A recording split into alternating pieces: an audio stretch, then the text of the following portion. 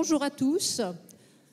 Nous sommes très heureux de participer au Printemps de l'économie pour aborder cette fois-ci le rôle d'un acteur économique dont on parle beaucoup, qui est l'entreprise. Alors pourquoi l'entreprise? Si vous avez bien écouté, Kathleen Schubert vous a bien expliqué qu'il y avait déjà deux acteurs très importants pour la sobriété, à savoir le rôle de l'État, on va dire des régulateurs, et aussi l'individu, le particulier, qui doit changer ses comportements. Mais entre les deux, il y a aussi un acteur clé qui est cette entreprise. Et nous sommes très très heureux de regarder aujourd'hui, ensemble, dans cette session, comment l'entreprise va participer à cet effort de sobriété. Et quoi de mieux, en fait, pour commencer, que de partir de l'exemple d'une entreprise qui fait cet effort de sobriété. Et nous verrons que cette sobriété est certes une sobriété énergétique, mais une sobriété de manière beaucoup plus globale en matière d'économie de ressources. Et j'ai vraiment le grand plaisir d'accueillir Yann Lemoine, qui va vous expliquer son projet entrepreneurial, qui est plus qu'un projet, puisque c'est une réalisation. Et vous allez voir, nous allons partir de cet exemple pour essayer de décrypter les leviers possibles de l'entreprise du XXIe siècle en matière de sobriété. Yann, je te laisse la parole. Merci. Merci de m'accueillir, merci de m'avoir invité. Catherine, donc Yann Lemoine, je suis fondateur et président d'une entreprise de l'économie sociale et solidaire qui s'appelle Les Biens en commun.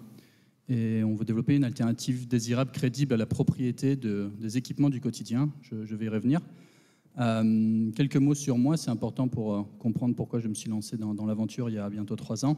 Je suis franco-anglais et je suis né, j'ai grandi en Afrique de l'Ouest, Niger et Burkina Faso, avec un père ingénieur agronome tropical qui a fait toute sa carrière dans les pays en voie de développement et qui avait une vision assez critique du modèle de développement occidental. Donc ça a quand même infusé sur qui je suis aujourd'hui et je partage cette opinion sur l'obsolescence du modèle actuel. Et j'ai besoin, pour être épanoui, de sentir que je participe à mon échelle, on verra laquelle elle peut être, au changement de ce système. J'ai fait l'agro et les mines à Paris, université à Pékin, gestion de l'environnement. J'ai commencé à travailler chez EDF, 5 ans, d'abord sur un beau projet où il y avait du sens, de l'impact. Puis après, les missions qui m'ont été confiées ont été un peu plus compliquées pour m'épanouir. Personnellement, chacun recherche le sens qu'il veut dans sa vie, mais moi, j'y trouvais plus le sens. Donc j'ai quitté EDF, j'ai rejoint une grosse start-up sur Lyon qui faisait du logiciel pour le développement urbain, avec une vision prospective dans le temps. Start-up qui a fait ça et qui a fait ça. Et donc, je me suis retrouvé au chômage l'été 2019. Et après avoir pris quelques mois pour décider ce que j'allais faire, je me suis lancé dans le bien en commun. Fin 2019, c'était une idée que j'avais eue quand je cherchais ma voie chez EDF. Ma vision du monde, c'est qu'il faut absolument réduire la production. Si on veut vivre à 7, 8, 9 milliards d'êtres humains sur cette planète, il y a des limites. Le système économique actuel l'a oublié, mais il y a des limites physiques. La planète ne peut pas fournir plus que ce qu'elle a, elle ne peut pas réceptionner plus que ce qu'elle peut au niveau notamment CO2, mais pas que. Réduire la production, ça implique de réduire la consommation. Mais je pense qu'aujourd'hui, il ne faut pas s'attendre à ce que la majorité renonce à l'utilisation, à la consommation, puisque depuis 40 ans, on nous pousse à consommer. C'est le moteur du système. Et il faut être pragmatique. Et du coup, mutualiser, ça fait sens, parce que mutualiser, ça permet de réduire la production tout en permettant aux gens d'utiliser, tout en espérant que demain, dans 15 ans, les gens seront plus sobres par eux-mêmes. Donc mutualiser, ça fait sens, mais là aussi, il ne faut pas être idéaliste. Les gens ne vont pas renoncer à l'achat et à la consommation s'ils n'ont pas un intérêt, juste pour l'environnement. Et donc, il faut trouver des alternatives désirables à la propriété. Donc, une façon de mutualiser qui apporte un avantage à l'utilisateur. Et ça, dans tous les domaines. Et c'est sacrément compliqué, c'est pour ça qu'on n'y va pas. Si c'était facile, on y serait depuis un moment. Moi, pour les équipements du quotidien, l'idée est venue en regardant les Vélib, ou les Vélov, enfin les Vélov à Lyon, du coup. Je me suis dit, tiens, ça fonctionne pas trop mal, ça, de mettre à disposition de l'équipement via des bornes, et les gens y ont accès via une application. Donc je me suis dit, à quel autre type de bien est-ce qu'on pourrait appliquer cette même méthode? Et j'en suis venu à penser aux équipements du quotidien, l'aspirateur, le fer à passer, l'appareil à raclette, la perceuse, le vidéoprojecteur, etc., etc., etc. On est tous équipés d'une trentaine d'appareils dont on se sert très peu, qu'il a fallu produire, qu'on va jeter. Un aspirateur est vendu toutes les 10 secondes en France. On s'en sert moins de 45 minutes en moyenne, et on se retrouve avec un immeuble, 40 appartements, 40 aspirateurs qui passent 99% de leur temps dans un placard. Si ça, c'est pas aberrant, enfin, entre autres, voilà. Donc il y a un potentiel de mutualisation, mais on revient à ça. Comment est-ce qu'on donne envie aux gens de partager plutôt que d'acheter? On le voit, les applis de partage entre voisins ne fonctionnent pas. Louer chez Kiloutou ne fonctionne pas. Ça reste ultra marginal. Or, si on veut vraiment faire une transformation de nos sociétés, il faut embarquer 60-70% de la population et pas 0,1% d'écolo-bobos, un peu comme moi, quoi. Ça ne sert à rien. Enfin, c'est mignon, mais ça peut très bien marcher pour une entreprise, mais ce n'est pas l'enjeu. Donc nous, notre idée, c'est de dire, on installe des casiers connectés dans les halls d'entrée d'immeubles, dans les bureaux, dans les espaces de vie, dans les bureaux de poste, enfin un peu partout. On y met à disposition du matériel. C'est de la location, c'est pas du partage entre voisins. On y met à disposition du matériel et les utilisateurs y ont accès à travers une interface qui leur permet de réserver leur matériel pour le moment de leur choix. Donc finalement, qu'est-ce que ça apporte? Ça apporte à l'utilisateur les mêmes avantages que la propriété, l'ultra-proximité, la disponibilité au moment du besoin, l'autonomie, le bon fonctionnement et la garantie de trouver l'équipement qu'on cherche. Autant de choses qui ne sont pas garanties par les applis de partage entre voisins. On apporte en plus les avantages d'un service. Le collectif d'habitants n'a rien à faire lui-même. Et donc, on ouvre uniquement les avantages du partage, accès à plus, à mieux, pour moins cher, sans les contraintes de stockage, d'entretien, de réparation. Donc vraiment, pour l'utilisateur, c'est gagnant, gagnant, gagnant. Nous, on s'occupe de tout. On déploie les casiers, on achète et on déploie le matériel, on déploie le logiciel, on gère les utilisateurs et on fait les tournées d'entretien. Donc pour le gestionnaire de lieu de vie, c'est clé en main. Aujourd'hui, tout ça, sur le papier, c'est beau, mais est-ce qu'il y a un modèle économique? Parce que finalement, là, ce que je vous dis, c'est qu'on a une alternative que je pense désirable à la propriété. C'est le premier point. Il faut une alternative désirable au mode de vie actuel. Rendre la sobriété désirable, heureuse. Mais il faut un modèle économique dans le système actuel. Et le modèle économique, oui, il faut qu'on achète les casiers et les équipements. Ce n'est pas donné et on ne veut pas faire porter ça à l'utilisateur parce que sinon le prix de location ne serait pas abordable. Donc ce qu'on demande aux gestionnaires de lieux de vie, c'est un abonnement sur les 5 premières années du contrat qui permet d'amortir le coût d'installation. On achète tout, il nous faut de la trésorerie, et ensuite on est remboursé par le gestionnaire de lieu de vie sur 5 ans et par la suite le gestionnaire de lieu de vie n'a plus rien à payer. C'est l'utilisation qui permet de couvrir les coûts opérationnels. Donc, on a une alternative désirable, on a un modèle économique, on a fait 4 déploiements actuellement sur Lyon. Est-ce que c'est essaimable? Parce qu'il faut des solutions systémiques. Là, c'est essaimable parce que des casiers connectés, ça peut être installé un peu n'importe où. Et aujourd'hui, tous les gestionnaires de lieux de vie qu'on est allé voir sont intéressés. Donc, on a la désirabilité pour l'utilisateur, le modèle économique et l'essaimabilité. Je ne pense pas que ça existe, mais on va l'inventer. Du coup, on peut avoir un impact systémique très fort, et c'est bien ça l'ambition, que sur un territoire, on déploie des centaines, des milliers d'immeubles, pour qu'en 2050, ça ne va pas se faire du jour au lendemain, on ait réduit significativement le flux d'appareils qui rentrent, le flux de déchets qui sort, et on ait amélioré au milieu le taux de réparation, recyclage et réparation. Qu'on soit passé d'un immeuble 40 appartements, 40 aspirateurs, à un immeuble 40 appartements, 3 aspirateurs de meilleure qualité, ça pour 20 équipements, ça pour 10 000 immeubles, ça sur 1000 territoires. Voilà l'impact que ça peut générer, si on y arrive. On n'y arrivera pas tout seul.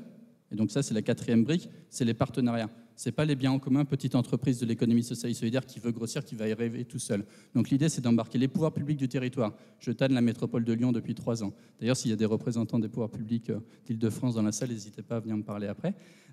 Les gestionnaires de lieux de vie, naturellement, ça ne se fera pas sans eux. Les fournisseurs, il y a Seb, Leroy Merlin, Boulanger, Decathlon qui nous soutiennent actuellement. Les financeurs, là aussi, on a des financeurs un peu de l'économie classique, on va dire BPI, Réseau Entreprendre, et de l'économie sociale et solidaire, France Active, Crédit Coopératif. Donc c'est bien, il faut fédérer vraiment tout le monde. Et sur place, des entreprises qui peuvent faire l'entretien, les tournées de réparation, etc. etc. Moi, ma vision de la chose, c'est que si on veut que ça essaime vite et fort, il faut que ce soit des déploiements décentralisés, portés par des structures locales de type coopérative ou en tout cas multipartenariale, avec une structure mère par-dessus qui mette à disposition le logiciel, les contrats avec les gros fournisseurs et la marque. Donc voilà un petit peu la vision pour les biens en commun. Si on arrive à faire tout ça, et si on arrive à s'entourer des bons partenaires, je suis convaincu qu'en 2050, ça peut être devenu la façon standard d'utiliser de l'équipement du quotidien et que ça paraît tout à fait naturel à nous, à nos enfants, nos petits-enfants, de descendre de 2 étages, récupérer leur aspirateur. Et ça paraît totalement saugrenu d'avoir tout ça en propriété. Je vais juste finir. Du coup, sur moi, vous l'avez compris, je me suis lancé là-dedans.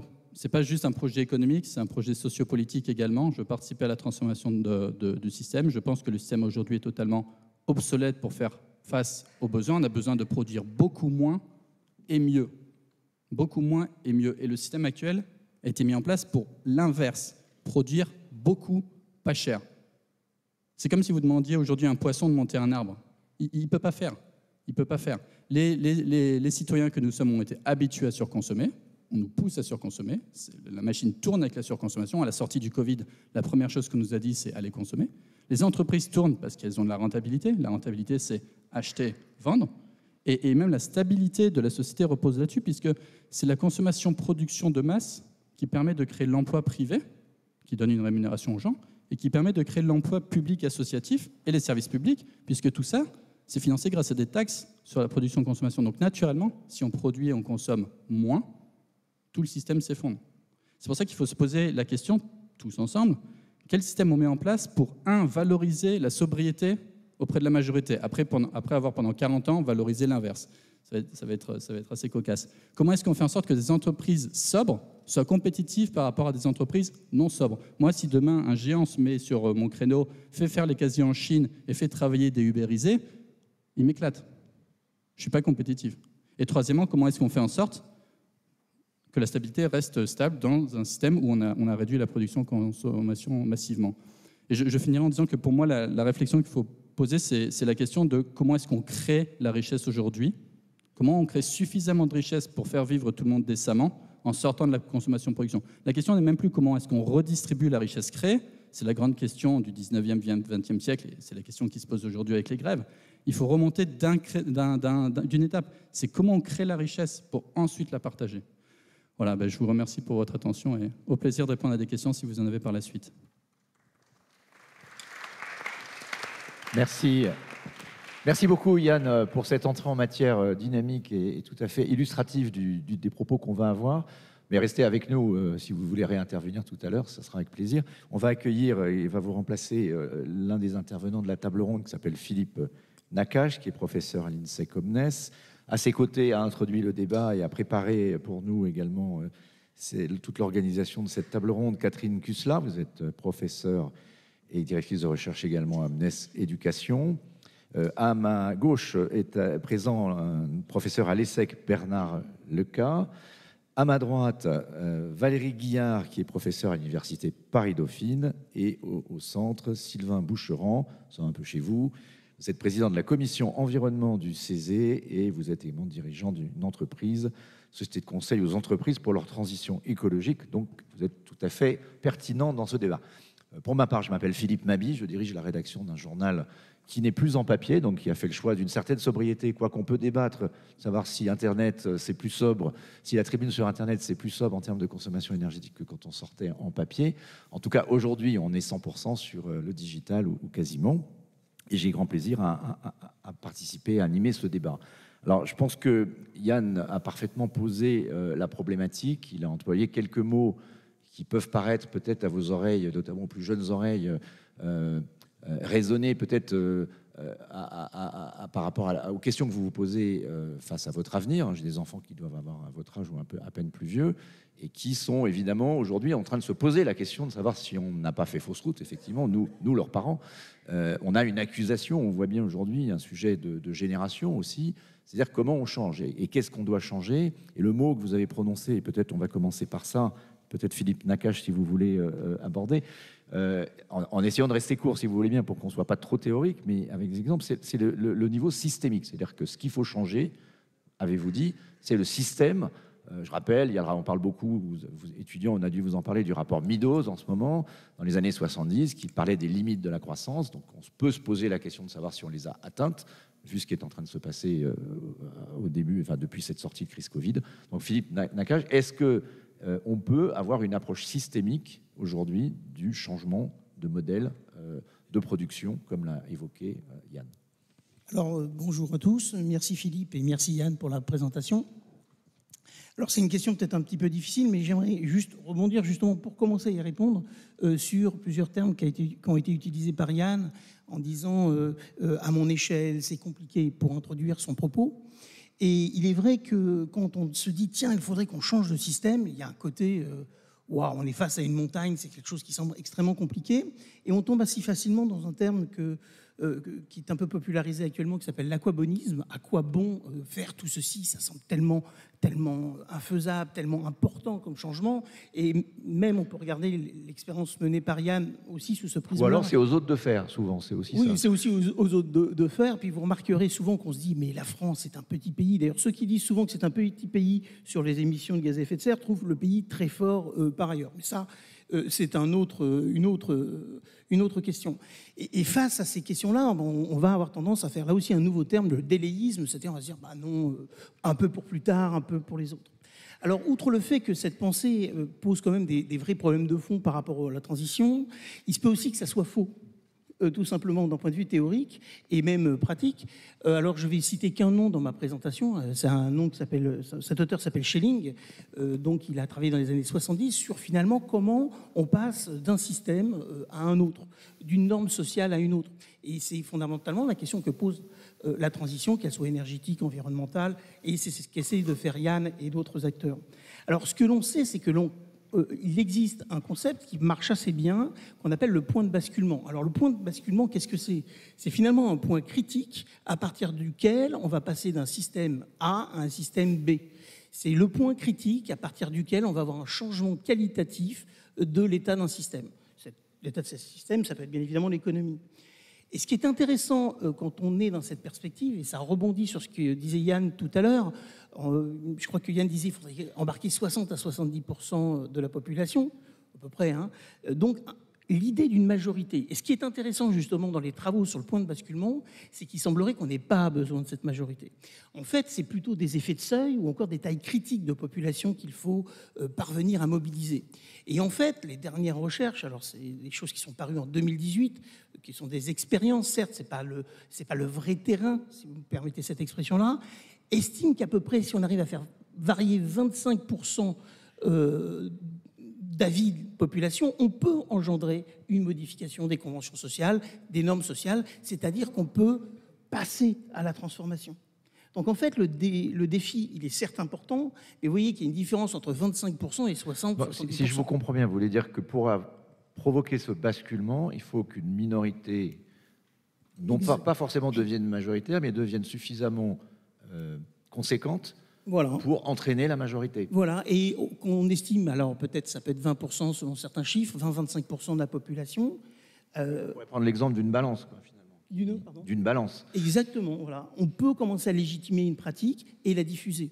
Il y a un exemple, vous avez peut-être vu les publicités de la Maïf, qui essaie en ce moment d'inciter ces sociétaires assurés à accepter, lorsqu'il y a un dégât automobile, suite à un accident par exemple, à prendre des pièces d'occasion. Ce qui n'est pas qu'un problème, c'est aussi un problème réglementaire.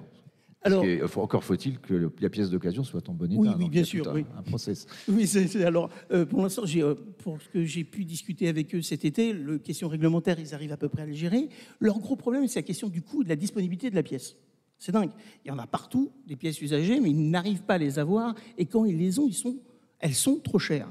D'où l'idée de la Maïf, j'espère ne pas trahir leur projet, consiste à travailler l'écosystème pour abaisser le coût de la pièce. Et là, très vite, et c'est pour ça qu'ils communiquent maintenant sur la cible consommateur, mais très vite, probablement, d'autres assureurs, notamment des mutualistes, vont les rejoindre. Et en travaillant l'écosystème, très vite, on va avoir une baisse probablement du coût de ces composants et on pourra obtenir assez vite une forme de transition. Alors, on va continuer le débat parce que finalement, là, il a été bien posé. Alors, ce que vous évoquez, c'est est-ce que l'économie doit devenir circulaire ? Et est-ce que, finalement, ce que vous décriviez tout à l'heure, Yann, en disant peut-être un jour des géants viendraient et vous taper parce qu'ils arriveraient avec beaucoup plus de moyens, c'est cette idée qu'on peut voir dans tous les domaines. Hein. Prenez le plastique. Aujourd'hui, si on veut éviter que le plastique soit fait par du pétrole, il faut organiser la collecte de ces déchets et le retraitement. Il y a énormément d'entreprises, d'ailleurs, peut-être certains d'entre vous travailleront demain, probablement d'ailleurs travaillerez-vous demain dans une entreprise qui aujourd'hui se posera la question de la valorisation de la valeur de ces déchets. Mais tout ça n'est pas nouveau. Alors Valérie Guillard, j'ai peut-être envie, donc je rappelle vous êtes prof à Dauphine, de vous poser la question parce que ce qu'on a évoqué, c'est deux concepts qui peuvent intéresser les jeunes. L'économie sociale et solidaire. Aujourd'hui, on parle beaucoup aussi de l'économie d'impact, c'est-à-dire de penser aux conséquences de nos actes. C'est un peu ce que Yann décrivait, mais c'est pas complètement nouveau. Moi, personnellement, je viens d'une famille de brocanteurs, ou plus, de Saint-Ouen. L'idée, surtout quand on n'a pas d'argent, de pouvoir avoir accès à des biens d'occasion, c'est quelque chose qui vient de très loin, enfin, je pense qu'il est éternel. La question, c'est comment en faire aujourd'hui un système économique viable et rentable. Oui, bonjour à tous et à toutes. Merci beaucoup de votre invitation. En effet, je pense que la question aujourd'hui qui se pose, et je crois que ça a été très bien illustré, c'est comment on bascule donc dans, on va dire, la sobriété. Déjà, la première question, je pense qu'il faut se poser, c'est est-ce que les objets d'occasion, est-ce que c'est vraiment la sobriété ou c'est de la surconsommation ? parce qu'on a les deux aussi, j'ai envie de dire, les deux trajectoires. Et effectivement, comment on bascule de, comme vous venez de dire, un système où on n'achète que du neuf, on ne se pose pas la question, à un système où on bascule intégralement toutes nos consommations sur de l'occasion. Moi, je vois plusieurs points, en fait. Alors, c'est aussi issu d'une étude conduite avec l'ADEME et le CREDOC sur les objets d'occasion. Et c'est vrai qu'il y a différentes conditions, entre guillemets, pour... et peut-être que vous, déjà, vous avez déjà basculé. Et je pense que les jeunes basculent beaucoup plus facilement. Notamment sur les vêtements. Notamment sur les vêtements. Et, voilà. Par exemple, la plateforme Vinted, sans vraiment la citer. Je pense qu'un premier point, alors j'ai essayé de classer, entre guillemets, quelques idées. Un premier point, c'est déjà les relations humaines. Vous avez parlé effectivement dans les biens en commun, pourquoi effectivement l'appareil à raclette il fonctionne, enfin du moins on ne le fait pas circuler et que c'est ridicule effectivement tout à fait comme le disait Yann d'en avoir un par foyer. C'est tout simplement quand j'emprunte effectivement l'appareil à raclette de mon voisin, j'ai tellement peur de l'abîmer que je préfère effectivement avoir le mien, comme ça si je le raye, eh bien je n'aurais pas à me justifier, voire je n'abîmerais pas la relation à autrui. C'est vrai pour une tondeuse, c'est vrai pour effectivement tous les biens. Donc déjà en fait ce système d'échange d'objets, d'occasion, nécessite qu'on redéfinisse, voire qu'on encadre, d'où la nécessité certainement de l'activité de Yann, la relation sociale. Oui, je vous arrête juste sur ce point, parce que c'est quand vous voyez Blablacar là, qui explose à cause du prix du carburant, eux, ils définissent ça en disant c'est l'économie de la confiance. Ce qu'il faut comprendre, je pense, comme dans le point de bascule, c'est est-ce que j'ai confiance si je te prête ma voiture, ou si je t'accueille dans ma voiture, pour prendre cet exemple, ou si je te prête un objet qui est à moi. Ouais. Comment on arrive à changer les mentalités Alors, il y a la confiance parce qu'en plus, il y a la notation. Pourquoi j'ai confiance dans Babacar ? Parce que je regarde la note. Déjà. C'est l'intérêt du numérique. Voilà, c'est l'intérêt du numérique. Qui rend possible un passage à l'échelle. Voilà. Alors après, il faut aussi voir ce qu'on crée au niveau de la société quand on ne fait que être et s'évaluer et évaluer les autres. Ça, c'est un autre, on va déplacer le débat. Mais voilà, on est toujours en quête de notation. On se note. Ça devrait commencer à l'école. Et ça commence à l'école, mais ça fait maintenant, on est noté dans tous les domaines. Donc, je ne sais pas, effectivement, au niveau de la société, ça peut créer des choses sur l'estime de nous-mêmes, notamment pas très bonnes parfois. Mais bon, parenthèse refermée, effectivement, c'est la confiance, mais ça nécessite un encadrement. C'est-à-dire que si, par exemple, vous achetez demain une voiture en commun, ça nécessite de poser des règles. Qu'est-ce qui se passe si je la raye ? Qu'est-ce qui se passe qui la nettoie ? Vous voyez, on reste, entre guillemets, excusez-moi le terme, à râler pâquerette, mais n'empêche que c'est tout ça, en fait, qui fait l'échange. C'est régler tous ces problèmes et toutes ces questions avant que ce soit justement des problèmes et que ça abîme la relation sociale. Est-ce que ça ne remet pas en cause même la simple notion de propriété, qui est quand même une notion de base en économie ? Complètement, mais complètement. Et les modèles, en fait, qui sont effectivement, et dont Johan a parlé, maintenant, effectivement, ça remet en cause. Parce que tous les modèles économiques sont basés sur la propriété privée. Exactement. Est-ce qu'aujourd'hui, on peut redéfinir une économie basée, alors j'allais pas dire le mot propriété collective, parce que ça ferait communiste, c'était pas l'idée. Et quand on parle des communs, parce qu'il faut peut-être le définir, ce que Yann ne l'a pas dit, ce qu'on appelle l'économie des communs, c'est un peu cette vision-là. Complètement, c'est cette vision-là, et c'est pour nos générations qui c'est peut-être le plus dur, et parce que je pense que les jeunes seront certainement plus, j'ai envie de dire, flexibles par rapport à cette idée-là, mais nous, on a un vrai souci par rapport à nous, on veut quelque chose, on l'achète, c'est la première pensée encore qui vient à l'esprit, alors qu'on pourrait le partager, l'acheter, comme vous dites, en commun, sans peut-être prendre ce terme-là. Donc voilà, on voit par rapport vous avez raison, à la propriété, on voit aussi par rapport aux normes sociales. Vous l'avez tout à l'heure évoqué. Moi, je vais prendre juste peut-être un chiffre ici de cette étude. Et d'ailleurs, je pourrais même faire un sondage ici. Qui va, parce qu'on va bientôt être à Noël, qui va offrir un objet d'occasion pour Noël ? Voilà, aujourd'hui, en fait, on a 30% des gens qui déclarent offrir un objet d'occasion pour Noël, mais 16% uniquement pour un anniversaire. Pourquoi ? Parce que juste à Noël, souvent, on achète des objets d'occasion pour les enfants, parce qu'on sait très bien que les enfants... Pourquoi n'offrez pas de jouets chinois ? Voilà, oui. En fait, en même temps... Ça serait un vrai truc pour la sobriété. Oui, effectivement. Des objets en plastique. Mais en fait, voilà, donc l'objectif, c'est vraiment de dire... Vous voyez, on vous donne une norme. Quand je dis ça par provocation. Le problème, c'est est-ce que les gens sont prêts à cette révolution de pensée, alors que, comme ça a été dit, à Noël, il va y avoir, comme chaque année, alors qu'on nous parle de sobriété, des magasins allumés, qui seront chauffés pour que les gens puissent y aller, et avec des jouets inutiles, en fait, qui vont être simplement là pour mettre quelque chose. Donc, c'est très compliqué, parce qu'on veut imposer une vision. Aux gens de changer. C'est cette bascule de 25%. On ne veut pas tant imposer une vision. Elle n'est pas forcément désirée par les gens. Comment le rendre désirable ?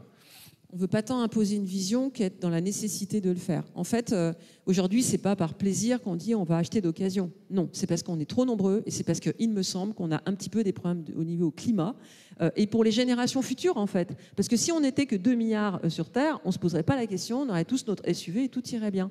Donc en fait, ici, on est obligé, ce n'est pas par plaisir qu'on le fait, c'est juste dire, là, je crois qu'on est forcé de constater qu'on ne peut plus vivre comme ça et qu'on ne peut plus avoir ces modèles économiques-là. Et en fait, on doit évoluer, notamment dans nos normes sociales. Alors Catherine Cusela, vous avez démarré en disant on va parler ici de l'entreprise, on parle à la fois du citoyen, du consommateur et de l'entreprise.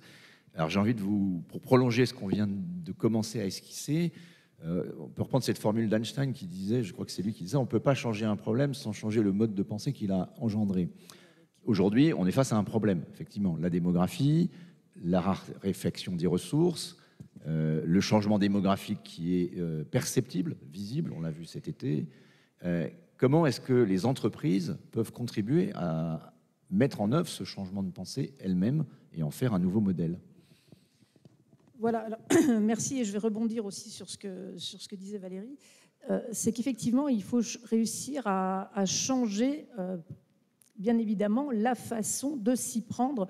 Et donc le modèle conceptuel, alors ça fait un petit peu théorique, mais c'est surtout même penser ce qu'est une entreprise. Et très basiquement, puisque moi je viens des sciences de gestion, donc je vais être très pratique, une entreprise, qu'est-ce que c'est? C'est un projet, et c'est un projet qui est articulé autour d'une colonne vertébrale très simple. J'ai des ressources, ces ressources, je vais les consommer dans des activités qui s'enchaînent dans des processus pour offrir quelque chose, un produit, un service. Et cet ensemble va apporter un ensemble de satisfaction. Mais bien évidemment, il va y avoir aussi des autres effets. Il va y avoir des effets financiers, des flux financiers qui vont être générés, alors de l'entrée et de la sortie. Il va y avoir des effets environnementaux, des gains, mais aussi des coûts. Et il va y avoir des effets sociaux.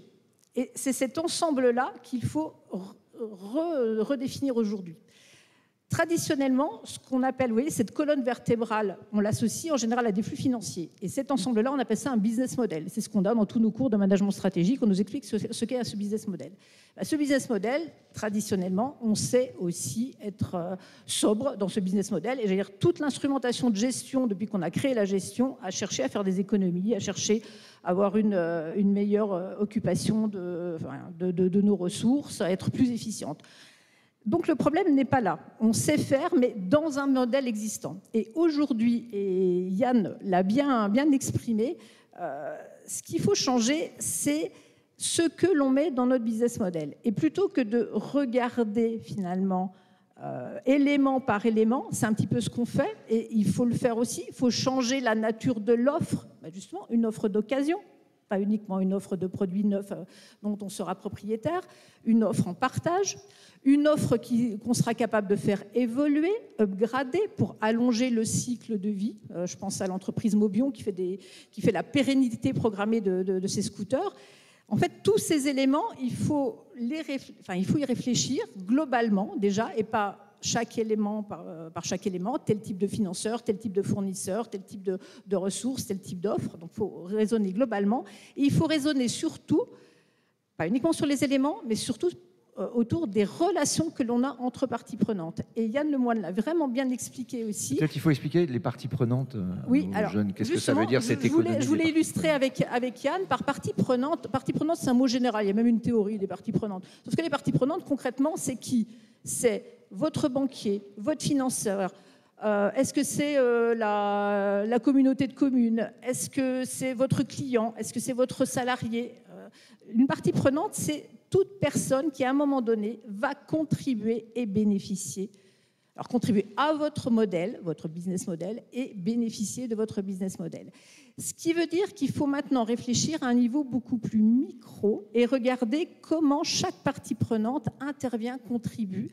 Et ça peut être, avec justement les objets d'occasion, les études de Valérie le montrent bien, les objets d'occasion, ce qui fait plaisir dans un objet d'occasion aussi, c'est de le réhabiliter, le rénover, le repeindre. Il y a tout un ensemble de pratiques, d'activités concrètes qui se créent autour finalement de cette offre. Alors oui, on va emprunter le four à raclette dans un des casiers mis en place par Yann, mais en même temps, on va discuter avec le voisin et puis on va peut-être nettoyer ensemble certains objets. Enfin, et c'est cet ensemble de pratiques qui est important. Et donc, il faut redéfinir et redescendre le business model au niveau micro de ces pratiques. Juste une dernière question, on va continuer le débat, mais sur qu'est-ce qui fait qu'on bascule? Est-ce que c'est parce que j'ai plus de pouvoir d'achat, ce qu'on parle beaucoup en ce moment, le prix devient une contrainte et fait que je rebascule vers cette économie-là, ou alors c'est parce que j'ai une conviction qu'en faisant ça, je contribue à changer le système. Comment on fait le partage entre les deux? Pour résumer, le prix, c'est la taxe carbone ou le prix du pétrole ou l'inflation, enfin ce qu'on est en train de vivre. La conviction, c'est plutôt à la fois l'éducation, évidemment, ça peut être le rôle de l'école, et puis l'information, quelque part. On voit bien que le bruit général aujourd'hui nous incite quand même à nous dire ça serait bien de faire attention parce qu'on va subir, sinon, les conséquences de nos actes. C'est ça, l'impact. Alors, je sais, moi, j'ai la chance de participer à un projet financé par l'Agence nationale de la recherche qui porte sur ces questions de partage et de gradabilité. Et ce dont on s'aperçoit, puisqu'on a l'exemple de Decathlon avec WePlay Circular, où on partage les objets de sport, l'exemple des biens en commun, moi, je me rends compte qu'il y a plusieurs choses. On fait des études auprès de nos étudiants. Auprès de nos étudiants, c'est clair. Le prix, c'est important, parce qu'évidemment, quand on n'a pas tellement de ressources, c'est important. Évidemment, dans les étudiants, il y en a 20% qui ont une conscience environnementale et c'est l'environnement en premier. Et ça grimpe, en fait. On a vu l'évolution. Ce qu'il faut voir aussi, c'est que les parties prenantes, ce ne sont pas uniquement les clients. Hein. Il faut trouver des financeurs et différents types de financeurs. Et là, ce n'est pas forcément aussi net. Le déclenchement n'est pas aussi net. Et ce qu'il faut, c'est réussir à prouver dans son business model qu'on apporte finalement une satisfaction, un service. Finalement, ça ne passe pas, malheureusement peut-être, par l'argument environnemental. Ça passe par l'argument, alors je vois Yann qui confirme, ça passe par un argument de service supplémentaire et finalement, ça va faire vivre la communauté. Si on parle des résidences, par exemple, ça va faire vivre la communauté mieux et tant mieux. Donc, ça va passer par ça. Alors, je peux peut-être juste conclure, parce que Bien pour sûr. laisser la parole à mes collègues, moi, je pense que ce qui est important quand on est une entreprise et qu'on veut, là aussi, faire évoluer son business model, parce qu'il faut décentrer, en fait, le modèle, il faut quand même aussi avoir cette vision. Et on le voit très bien avec les biens en commun, on le voit très bien avec Decathlon, avec Luc Terlinck, WePlay Circular. On a des personnes qui veulent changer le système. Ça, c'est très clair, on l'a déjà dit. Il faut élargir ces parties prenantes, regarder tous ceux qui peuvent contribuer, même des micro-contributions. Il faut être très précis. Ça, c'est de la gestion. Il faut savoir précisément quelles sont les activités, les pratiques, Valérie en a parlé, les pratiques concrètes à mettre en œuvre. Il faut raisonner sur un territoire, il y a un maillage, on le voit bien avec les biens en commun, on voit bien avec le partage d'objets de sport aussi. Et puis, Valérie aussi, tu l'as dit, il faut fixer des règles aussi. Alors ça s'appelle globalement de la gouvernance quand on est au niveau d'une entreprise. Mais ou c'est de la politique, ou sinon c'est de la politique tout simplement. Sobriété choisie, voilà. Sobriété subie, c'est un peu le débat du moment. On va se tourner maintenant vers vous, Bernard Lecas, donc vous êtes professeur à l'ESSEC de sciences de gestion. On a évoqué beaucoup de choses et de concepts. Je pense qu'il y a un mot qui n'a pas été prononcé, mais qui fait évidemment beaucoup de bruit, y compris chez nous, les journalistes, où on ne sait pas très bien, on le regarde un peu comme une poule regarde un couteau, c'est le mot RSE. C'est-à-dire que les entreprises nous disent, nous sommes RSE, nous avons une politique RSE. RSE, ça veut dire responsabilité sociale, sociétale et environnementale. La finance nous dit, alors ESG, je respecte l'environnement, sinon je ne finance pas. Je suis social, donc je prends en compte un équilibre dans la société. Et le G, c'est la gouvernance, c'est plutôt des règles de bonne pratique dans la gestion de l'entreprise.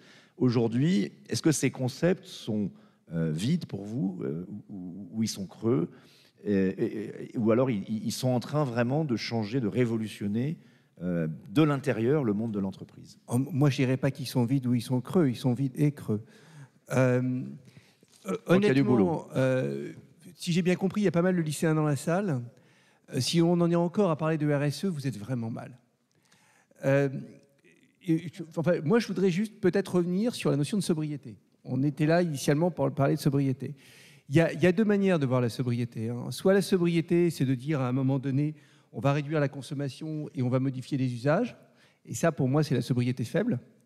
Ou alors, c'est de dire, on renonce de manière organisée avant d'avoir à subir. C'est-à-dire que, fondamentalement, la question que moi, j'ai envie de vous poser, c'est est-ce que vous croyez en quelque chose qui s'appelle le changement climatique? Est-ce que vous pensez que les gens du GIEC sont des gens sérieux? Si c'est le cas, selon eux, on a 7 ans. 7 ans pour éviter de passer les 1,5 degrés. Voilà. Après, on monte. On monte à 2, on monte à 2,7, on monte autant que vous pouvez monter. Et un certain nombre d'entre vous, y compris un certain nombre d'entre nous, n'arriveront pas à monter, simplement parce qu'on va simplement mourir avant. C'est-à-dire qu'aujourd'hui, le problème, c'est un changement radical. On parle de sobriété, je voudrais juste me permettre de rappeler la SNBC 2. D'accord ? Donc aujourd'hui, en France, on a une stratégie nationale bas carbone. On avait une première, on n'a pas réussi à la tenir. On en a une deuxième, on ne va pas arriver à la tenir. Donc on change l'année prochaine, a priori. Pourquoi on aura une SNBC 3 ? Parce qu'on n'est pas foutu de tenir la 2. Aujourd'hui, on devrait arriver en 2050 à être à 80 millions de tonnes d'émissions. D'accord ? Et ça, c'est une différence entre 2050 et ce qu'on faisait en 2018. En 2018, on était à 450. Aujourd'hui, en 2021, on est à 418. On n'y arrive pas. Donc, la question de la sobriété, pour moi, c'est une question d'ordre de grandeur. De quoi parle-t-on quand on parle de sobriété? Quel ordre de grandeur? Si vous pensez que vous pouvez vivre dans un monde à 3 degrés, alors je vous recommande vivement d'acheter le dernier iPhone. Si vous pensez que ça va être difficile physiquement pour vous, il va bien falloir qu'on s'arrête à un moment donné. Et pour moi, ce n'est pas une question de génération. Vous êtes aussi responsable qu'on l'est. Voilà. Je ne suis pas sûr que vous ayez basculé. Je me trompe peut-être, mais pour moi, ce n'est pas seulement un problème de vêtements, c'est un problème d'équipement électronique, c'est un problème de est-ce qu'on mange de la viande, est-ce qu'on n'en mange pas, est-ce qu'on prend l'avion, est-ce qu'on ne le prend pas. Je voudrais juste rappeler peut-être quelques ordres de grandeur, si vous m'y autorisez, sur qui fait quoi aujourd'hui en France. Donc, il y a un rapport intéressant sur les inégalités. Vous avez les 1% les plus riches aujourd'hui. Il faudrait qu'on émette, on est à 10 tonnes en moyenne en France, d'accord ? Il faudrait qu'on arrive à 2 tonnes. Pour arriver à ce qu'on appelle la neutralité carbone, c'est environ 2 tonnes. Aujourd'hui, les 10% les plus pauvres, ils y sont à peu près. Les 50% les plus pauvres, ils sont à 5 tonnes par personne. Les 10% les plus riches, ils sont à 25 tonnes par personne. Les 1% les plus riches, ils sont à 77 tonnes par personne. 77 tonnes. Donc, à un moment donné, ce qu'il va falloir qu'on fasse, c'est qu'on change radicalement notre modèle. D'accord ? Moi, j'ai monté avec un collègue, un ancien de chez Google, une chaire sur la transition écologique il y a ça 1 an maintenant à l'ESSEC. On va accueillir notre 2e promotion. Notre mot d'ordre, c'est on a 7 ans devant nous. Donc, on n'est pas dans les changements incrémentaux. On est dans l'urgence. Et je ne sais pas si... Enfin voilà, je pense qu'à un moment donné, il faut peut-être le rappeler. On est dans l'urgence. Quant à savoir si la propriété est nécessaire pour faire tourner les modèles économiques, vous avez probablement raison dans les modèles classiques. Je ne suis pas sûr qu'en économie de l'entreprise, on ait besoin de la propriété. Je pense qu'on peut fonctionner sur une base collective. Fondamentalement, c'est ça aussi le fonctionnement d'une entreprise. C'est de créer du collectif et de partager ensuite la valeur ajoutée. Et là, il faut se poser des questions sur la manière dont on la partage. Donc pour moi, il y a vraiment des changements qui sont des changements radicaux à faire. Et encore une fois, vous prenez les rapports du GIEC, vous prenez les rapports de l'Agence internationale de l'énergie, vous prenez les rapports de RTE, vous prenez la SNBC, tous vous disent qu'il faut faire des changements qui sont des changements radicaux, pas des changements incrémentaux. Merci beaucoup. Peut-être pour continuer, parce que là, vous avez placé le débat sur un plan assez politique, peut-être Sylvain Boucheron, puisque nous sommes dans la 3e assemblée, celle où on pense au monde, au futur. Alors, j'espère qu'on sera encore vivant dans 7 ans quand même, mais Bernard Lecas a sans doute raison de rappeler que ça dépend de tous, en fait, et de chacun, et c'est ça la difficulté. Vous qui, donc, vous occupez de la commission environnement, quand vous voyez ce débat qui s'est emballé depuis la rentrée, le président de la République, c'est la fin de l'abondance. Bon, on parle d'économie de guerre. Toutes les entreprises ont été sommées par l'État, par le gouvernement en France et sans doute partout ailleurs, de présenter des plans de sobriété qu'ils vont devoir respecter. L'idée, c'est de faire 10%, je le rappelle pour ceux qui ne le sauraient pas, 10% d'économie d'énergie en 2 ans. Tout ça, ça crée un peu une ambiance quand même dans le pays. Qu'est-ce que vous dites sur le plan aussi de notre capacité collective finalement à passer cette... Est-ce que c'est le point de bascule finalement, comme l'a dit tout à l'heure notre intervenant Philippe Nakache? Oui, alors moi je ne pense pas que c'est urgent maintenant, ça fait 40 ans que c'est urgent et qu'on n'a pas réussi effectivement à avoir des démarches, des politiques transformatrices de fond, que ce soit sur les modes de vie ou que ce soit sur les politiques publiques. Alors on a lancé au sein de cette maison, et on est très heureux de pouvoir tenir cet événement ici, un travail justement sur la question de la sobriété, en se disant est-ce qu'on est capable aujourd'hui d'imaginer des politiques publiques de sobriété, parce que c'est ce qu'on n'a pas su faire jusqu'à maintenant. Et même d'ailleurs, si vous écoutez ce qui a été annoncé par la Première ministre le jour où le plan de sobriété a été annoncé, il a été rappelé, la sobriété, ce n'est pas produire moins. Dans ce cas-là, qu'est-ce que c'est la sobriété? Si on n'est pas effectivement dans une question de bien réduire les consommations de ressources, réduire les pressions sur l'environnement. Alors on a commencé à se questionner au sein du CESE sur le sujet de la sobriété, comment on imagine des politiques publiques qui puissent intégrer ces dimensions de sobriété. Donc quelques réflexions qu'on a en cours, on publiera nos préconisations et le rapport d'ici le début d'année prochaine. Une question qu'on se pose, c'est est-ce que finalement la sobriété c'est une responsabilité individuelle ou est-ce que finalement c'est lié à un système collectif? Puisque selon qui vous écoutez, certains vont vous dire c'est uniquement les modes de vie, c'est chacun qui doit faire son petit geste, et puis d'autres vont vous dire on n'y peut rien, c'est le système, on nous incite tout le temps à consommer, tout est fait pour que, etc. Donc ça c'est une première question, d'essayer aussi comprendre où est-ce qu'il faut agir. Est-ce que sommer les gens, est-ce qu'il faut les inciter, est-ce qu'il faut les obliger? De la même manière sur les structures, même macroéconomiques et politiques, est-ce qu'il faut rentrer dans des obligations ou de l'incitation? Comment on fait pour avancer? Est-ce que c'est un enjeu de demande ou un enjeu d'offre finalement? Ça, c'est une première question qu'on se pose. Un des points qui nous semble important, c'est d'avoir ce récit de la sobriété. Ça a été dit tout à l'heure, comment on fait en sorte qu'un mode de vie qui soit sobre, ce soit bien le futur désirable. Après-guerre, on nous a vendu, on est dans une société où il fallait relancer, on s'est mis à produire énormément de choses. Si on produit des choses, il faut bien les vendre quelque part, donc on a incité les gens à vendre. On a fait une promesse d'un mieux vivre qui était basée sur la propriété matérielle. Est-ce qu'on est capable d'imaginer une promesse qui soit plus basée sur cette propriété matérielle, sur de la consommation de masse? Et ça, c'est important.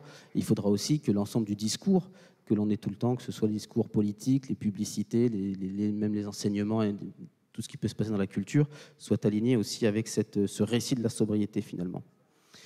Et un point qu'on est en train de se questionner aussi très important, c'est quelle est l'échelle de décision? Est-ce qu'on peut démocratiquement décider de ce qu'est la sobriété, de qui doit faire quoi comme effort? C'est évoqué à l'instant, la question de, effectivement, ceux qui ont des modes de vie qui sont peut-être plus riches, qui ont des impacts plus importants, quel effort ils doivent faire, quelle doit être la part d'effort des autres, et comment on définit collectivement ce qui est suffisant.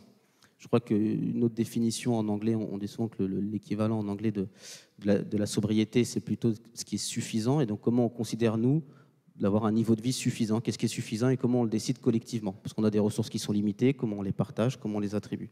Et ça, il faut, à notre sens, ce qui va être important, c'est bien que ce soit des instances démocratiques qui puissent décider de ce qui est suffisant et de qui a le droit quelque part à quoi comme ressources.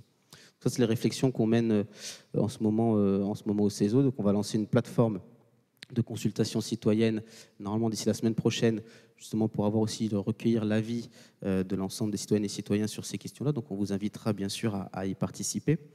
Et je vais compléter et conclure cette intervention par quelques réflexions personnelles sur l'entreprise.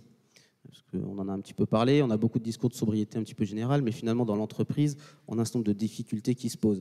Effectivement, la sobriété, c'est pas l'efficacité, c'est pas les petits gestes. Les plans sobriété aujourd'hui qui ont été publiés, la plupart, c'est on baisse un peu le chauffage, on isole un peu les bâtiments, mais je crois qu'il n'y en a aucun qui va vraiment questionner l'outil de production, qui va questionner le business plan et rentrer dans un modèle finalement de sobriété. Et donc ça, je pense qu'on est un petit peu passé à côté. On est dans la sobriété des petits gestes. C'est essentiel, il faut passer l'hiver, c'est une réponse à court terme, mais c'est absolument pas une réponse à moyen long terme sur la sobriété nécessaire pour la société. Alors, je ne suis pas tout à fait d'accord à ce qui était dit tout à l'heure sur les entreprises sont efficaces, tous les indicateurs et ce qu'on a mis en place d'entreprises sont efficaces. C'est vrai d'un point de vue économique, mais aujourd'hui, ça coûte moins cher de gaspiller, donc les entreprises gaspillent parce que c'est moins cher. Voilà, effectivement, mais les outils existent. J'ai pas dit mais les outils sont centrés sur effectivement le coût, donc c'est moins cher de gaspiller, on gaspille. On a des exemples un paquet d'exemples. Dans le textile, ça coûte moins cher de faire 100 000 t-shirts, même si on sait très bien qu'on va mettre la moitié à la poubelle, mais le prix de vente sera moins cher, donc on va gaspiller. Donc même les outils aujourd'hui dans les entreprises ne sont pas faits pour gérer la sobriété dans l'usage des ressources. Ça, c'est important, je crois. Il y a la question des frontières de l'entreprise, on en a un petit peu parlé. L'entreprise en elle-même, elle est inscrite dans un écosystème d'acteurs, que ce soit les consommateurs, les clients, les fournisseurs, la réglementation, et donc il faut qu'on puisse faire avancer tout le monde en même temps. Sinon, on risque d'avoir des blocages. Ça, on l'a vu sur la question du recyclage. Il faut que la réglementation autorise, etc., etc. Donc, il faut qu'on puisse raisonner aussi en écosystème d'acteurs. Ce qui peut poser la question de la propriété. C'était l'exemple qui était présenté tout à l'heure. Est-ce que finalement l'entreprise est propriétaire ou pas? Qui est propriétaire? Est-ce que c'est un but, la propriété, ou est-ce que c'est l'usage qui va compter?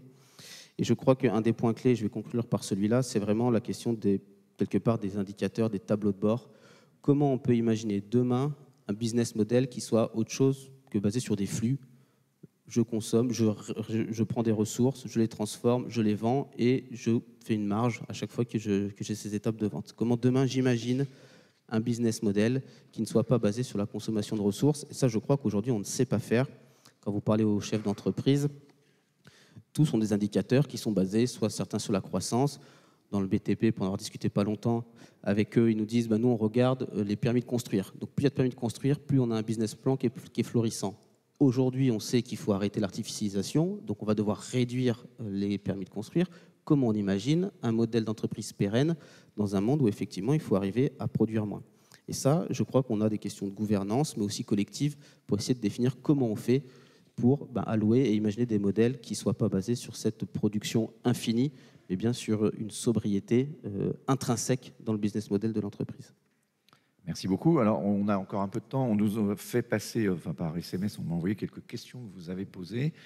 Il y en a une qui est assez intéressante, qui est dans le sondage qui est fait par le Printemps de l'éco aujourd'hui.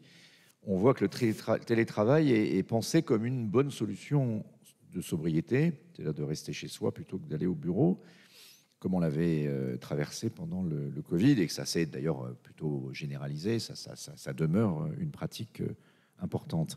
Et donc la question, effectivement, c'est est-ce que c'est vraiment sobre dans la mesure où le télétravailleur doit aujourd'hui augmenter sa surface de logement, qui est déjà plus grande que celle qu'il dispose sur le lieu de travail, possède un logement, donc c'est plus cher à chauffer, la performance énergétique, souvent, on entend beaucoup parler des logements, est moindre que sur les bâtiments tertiaires, qu'on se fait livrer à domicile ses repas, ce qui n'est pas forcément bon, ni pour la mobilité, le coût carbone de son repas, ni le niveau des déchets.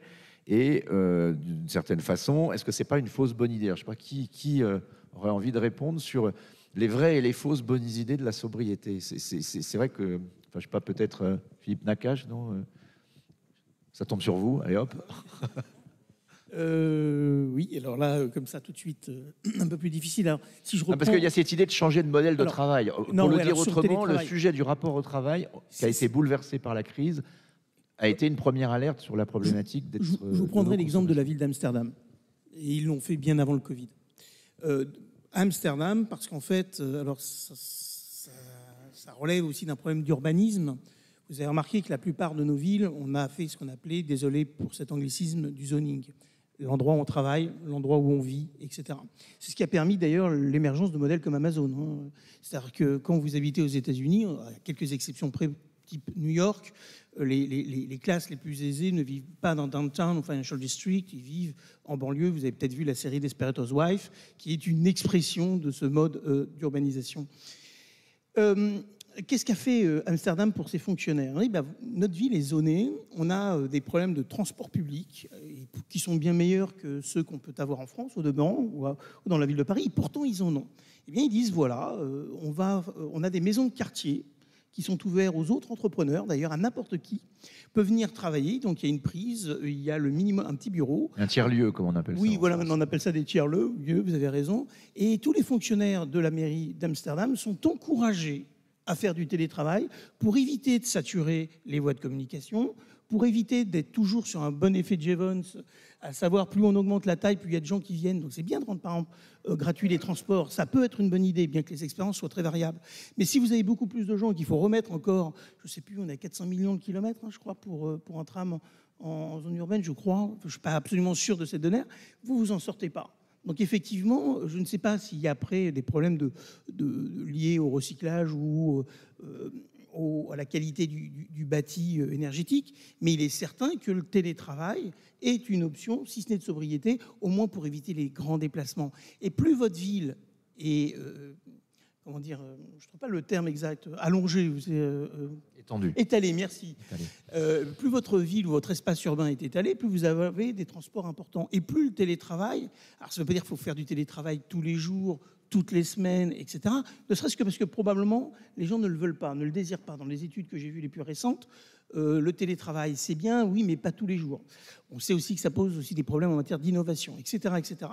Mais plus votre ville est étalement urbain, qu'il faut d'ailleurs limiter. Non, mais si on en reparle, c'est parce qu'on évoque l'hypothèse d'un télétravail imposé dans un certain nombre déjà dans le secteur, ça a été dit pour la fonction publique, hein, il va peut-être y avoir plus de télétravail imposé. Compensé quand même par l'employeur, en partie pour les coûts. Oui, oui. Enfin, l'État peut le faire, une PME ne peut pas forcément se le permettre. Ah, mais alors, et c'est quelque part, peut-être, c'est ça la question, est-ce que c'est pas une fausse bonne idée, quoi? Alors si l'idée c'est de faire peser les charges d'énergie sur les salariés plutôt que sur les entreprises, là on n'y est effectivement pas. Alors si c'est ça, c'est pas une bonne vision de la sobriété. C'est surtout pas une décision du tout. Sylvain, Boucheron, vous voulez dire un mot sur le télétravail? Oui, non, en fait, on est souvent dans cette idée qu'il y a une solution magique qui marche pour tout le monde et qui va tout régler. Je crois qu'il faut être capable de considérer qu'il va falloir faire quand même un peu du sur-mesure. Tous les métiers ne peuvent pas se télétravailler déjà. Non, mais ça repose la question de la responsabilité de l'entreprise. Alors peut-être pas en région parisienne où là c'est l'enfer, parce qu'on le voit bien dans les stations-service, mais on parlait beaucoup du local, de la décentralisation. Moi j'ai vu pas mal d'entreprises qui disent je me suis implanté par exemple en Normandie récemment, parce que j'avais pu identifier que les emplois locaux étaient pas loin autour, donc du coup les gens n'avaient pas de déplacement domicile-travail trop important pour se rendre à l'usine. C'est des préoccupations quand on dit l'entreprise doit changer par rapport à ses parties prenantes, là dans le cas d'espèce fournisseurs ou salariés, ça veut dire de prendre en compte le coût carbone des déplacements qui permettent à l'entreprise de fonctionner. C'est quelque chose d'assez nouveau quand même, enfin, je pense, qui n'est pas d'ailleurs généralisé, mais peut-être. Non, c'est tout à fait nouveau et c'est même le début. On voit émerger ça peut être une solution. Des plans mobilité d'entreprise, effectivement. Alors le mieux, c'est les modes de déplacement décarbonés. Vous pouvez aller à pied, vous pouvez aller en vélo. On a beaucoup de plans vélo qui se développent aussi dans les entreprises. Mais c'est pour ça qu'il faut faire un peu du sur-mesure. Ça dépend de où est-ce qu'on est installé. Ça dépend des politiques d'entreprise, ça dépend des métiers. Certains nécessitent d'être présents, d'autres non. Peut-être d'autres d'avoir des présences un petit peu variables. Donc il faut qu'on puisse arriver à faire du sur-mesure. Donc là, il y a des leviers qu'on peut activer, hein, les plans mobilité des entreprises qui concernent pas les toutes petites entreprises, mais les moyennes et les grandes. Donc ça peut être tout à fait être un levier sur lequel on peut s'appuyer. Mais la sobriété, ça ne va pas que être les déplacements. Peut-être pour rappeler un point quand même, parce qu'on parle beaucoup, on croit parler tous de la même chose quand on parle de sobriété.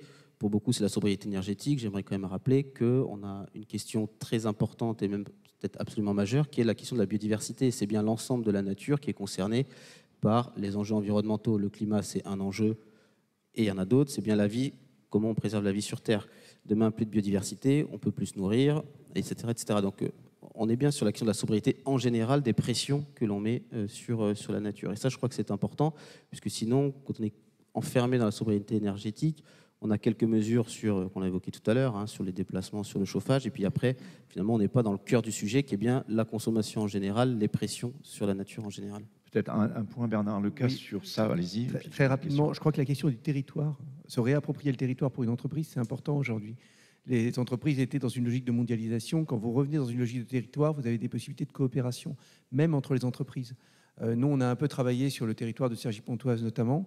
C'est vrai que le fait à un moment donné d'avoir du covoiturage entre les entreprises, le fait d'avoir des bornes électriques qui soient maillées entre les entreprises, le fait de faire travailler les entreprises et les collectivités locales qui souvent, c'est d'ailleurs étonnant, ne se connaissent pas, on peut trouver des solutions de cette manière-là. Donc se réinterroger sur l'écosystème local. Absolument, et sur l'espace, la question de l'espace. Une question pour vous, je pense qu'on arrive peut-être un peu à la fin, mais sur ce que vous disiez tout à l'heure, parce que ça a résonné à mes oreilles. Donc la RSE, tout ça, c'est du bullshit. En tout cas, vous dites il faut faire attention à ces mots. Juste, je termine parce que vous connaissez ça. En ce moment, il y a quand même des réglementations qui arrivent.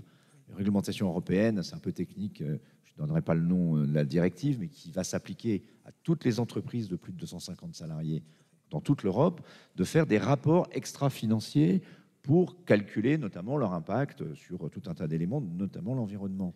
Est-ce que ça, c'est une bonne démarche ? Et ça pose la problématique de la mesure et de la comparabilité des efforts. Absolument, et ça je crois que c'est très intéressant. C'est-à-dire qu'à un moment donné, le problème de la RSE initialement, c'est que c'était des initiatives individuelles. Et donc on était dans une logique de je fais de la RSE parce que je suis gentil quelque part. Maintenant justement, il y a une standardisation de l'information qui va servir notamment pour la finance. Alors on n'en a pas tellement parlé, mais je voudrais insister quand même 30 secondes là-dessus. La finance va être un levier absolument colossal. Et ça vient... Ça, c'est l'ESG plutôt. Voilà, oui, oui, et ça vient aussi de tout le travail. On a parlé du travail qui était fait en France, mais il faudrait saluer aussi, je crois, le travail de la Commission européenne et de l'Union européenne aujourd'hui sur ces enjeux-là. Vous avez notamment un outil qui est en train d'être mis en place, qui est extrêmement complexe, mais très puissant, qui s'appelle la taxonomie européenne, et qui fait que, alors je suis désolé, c'est un peu technique. Il faut expliquer taxonomie, parce que peut-être en 2 mots. D'accord. Il s'agit en fait d'arriver à classer selon 6 critères qui sont assez complexes, la totalité des activités des organisations, pour que notamment les financeurs, donc les investisseurs, puissent savoir dans quoi ils investissent. Et ça va avoir un impact sur le coût du capital. Donc en gros, ça veut dire que vous n'empruntez pas au même taux d'intérêt selon ce pourquoi vous empruntez. Et aujourd'hui, une des grandes craintes des banques... En gros, vous payez plus cher si vous polluez la planète. Oui, absolument. Et le problème des banques aujourd'hui, c'est qu'elles ont des bilans qui sont remplis d'actifs carbonés. Elles ont surinvesti dans tout ce qui était pétrolier, etc. C'était normal, c'était rentable. Elles veulent en sortir. Et donc, ça va être un levier très puissant. Il va y avoir un levier vraiment important. Alors évidemment, il y a la question du marketing, mais il y a quand même aussi, je crois, la question de la finance comme levier de transformation des sociétés aujourd'hui, mais grâce à l'action publique. C'est parce que l'action publique, et notamment celle de l'Union européenne, a transformé les conditions de marché que la finance est en train de s'aligner. On arrive presque à la fin. Yann Lemoine, vous êtes revenu nous voir, c'est parce que vous avez envie de commenter, de répondre à la question sur le télétravail. Pour la photo de fin d'atelier, mais un peu globalement, moi je pense j'ai beaucoup réfléchi à tout ça. Moi je suis pas entrepreneur à la base. Moi je veux avoir de l'impact. Donc si ça avait été en tant que salarié, ça aurait été en tant que salarié. Si ça avait été en tant qu'associatif, ça aurait été en tant qu'associatif. En tant que citoyen. Et donc moi un de mes hobbies, c'est vraiment de lire beaucoup, de regarder beaucoup de docu et de m'intéresser à tout ça. Et pour moi fondamentalement aujourd'hui la question qu'il faut se poser, c'est qui crée l'argent et qui l'investit. Et depuis 40 ans à peu près, on a confié ça au privé, c'est-à-dire moi aussi en tant qu'épargnant, mais c'est les marchés qui décident dans quoi on investit, c'est la banque commerciale qui décide si on crée ou pas de l'argent. Je vous invite vraiment à creuser cette question, à moins que j'ai totalement faux, mais aujourd'hui la création monétaire et l'investissement sont grandement aux mains d'intérêts privés. Et l'intérêt privé, moi en premier, je ne vais pas investir dans quelque chose d'utile, mais qui n'est pas rentable pour moi. Et je pense que pour faire face aux enjeux à venir, pour financer les activités utiles et non rentables, et arrêter les activités rentables mais non utiles, ça passera par la réappropriation de ce pouvoir de faire, qui est le pouvoir de création monétaire et d'investissement, par les pouvoirs publics. Et les pouvoirs publics, je ne parle pas de l'État. Et on en revient à ce côté local. Pour moi, il faut revenir au niveau local, au niveau d'un quartier, d'une ville, d'un département, d'une région, d'un pays, avec des assemblées de citoyens qui ont le pouvoir de décider qu'est-ce qu'on fait. Le pouvoir de décider qu'est-ce qu'on fait, c'est le pouvoir créer de l'argent et de l'investir finalement. Et je pense que c'est vraiment là le sujet. Revenir au niveau local et redonner du pouvoir de faire. Et le pouvoir de faire, c'est l'argent et c'est du temps. Et on donnera du temps aussi en réduisant le temps de travail. Et on peut remettre en place une vraie démocratisation de la société. En redonnant du temps et du pouvoir d'agir au niveau local, vous allez voir que les citoyens vont s'impliquer. Et ça peut vraiment être un futur super désirable. Enfin, moi, j'en suis persuadé, mais ça implique ce changement-là de paradigme qu'on a depuis 40 ans, qui a fonctionné, qui a fait ce qu'on attendait de lui, produire beaucoup, pas cher. Ça a fonctionné. On peut questionner la question de la redistribution de la richesse, mais globalement, ça a fonctionné. Aujourd'hui, c'est obsolète, il faut changer les règles du jeu. En tout cas, c'est ma perception en tant qu'entrepreneur citoyen. Eh bien, merci beaucoup de votre présence à tous les 6. Et ça sera les mots de conclusion, je crois, parce qu'on arrive au bout de cette table ronde. Merci encore.